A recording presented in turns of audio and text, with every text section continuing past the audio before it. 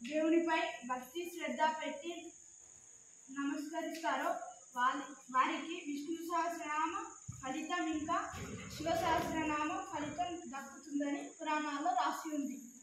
అందరూ కళ్ళు మూసుకొని చేతులు కట్టుకొని నమస్కరిస్తూ చేతులు శ్రీరామ రామ రామేతి రమే రామే మనోరమి సహస్రనామ తత్తుల్యం రామనామ